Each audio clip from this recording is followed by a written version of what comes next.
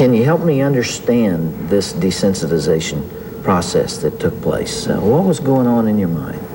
Well, by desensitization, I describe it in specific terms, is that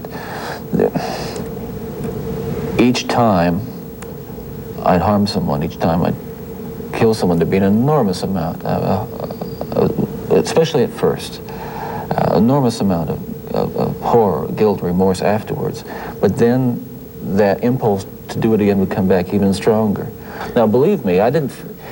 The unique thing about how this worked, Dr. Dobson, is that I still felt in my regular life the full range of guilt and remorse about other things, regret and... But you had this compartmentalized... This compartmentalized, very well-focused,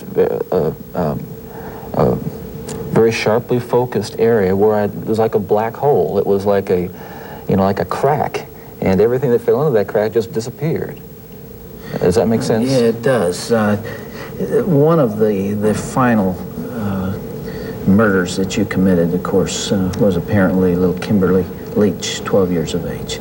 I think the public outcry is greater there because an innocent child was taken from a playground. What did you feel after that? Were there the normal emotions 3 days later? Where were you, Ted?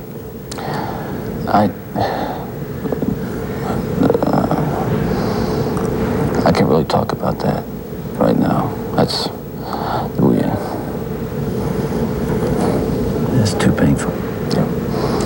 I would like to.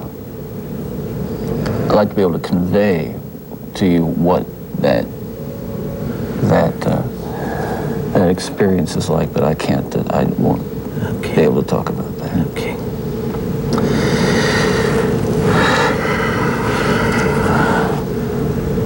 I can't begin to understand. Well, I can try, but I'm aware that I can't begin to understand the pain that the parents of these children that I have and these young women that I have harmed feel. And I can't restore really much to them, if anything.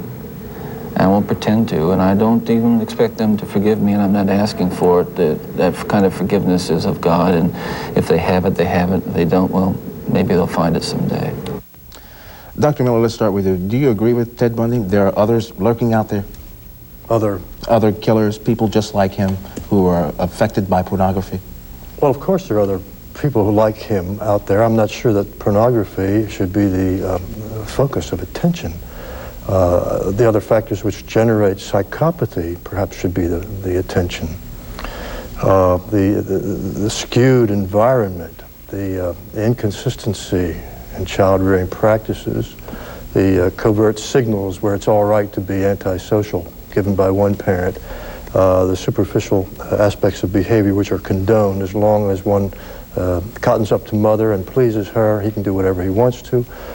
Zurich and Johnson studies are very meaningful in this regard, and they show us some of the things which go to developing the psychopath, the conscienceless, hedonistic creature of the instant who doesn't learn from experience and doesn't care about tomorrow.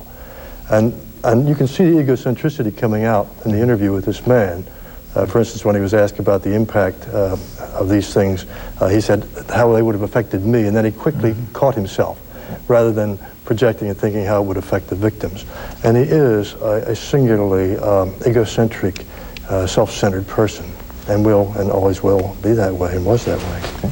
Mr. Markey, I watched you watching the interview there. You were getting a little agitated. What would you like to say? I sure am. This probably will not go over well with Dr. Dobson, but I think he was manipulated. I think it's wonderful Mr. Bundy shared with us the problems of pornography with our children. But I'd like to know why Mr. Bundy didn't seek help long time before he started down that road. He wasn't asked that. And I think the man was just conning the good doctor with this excuse.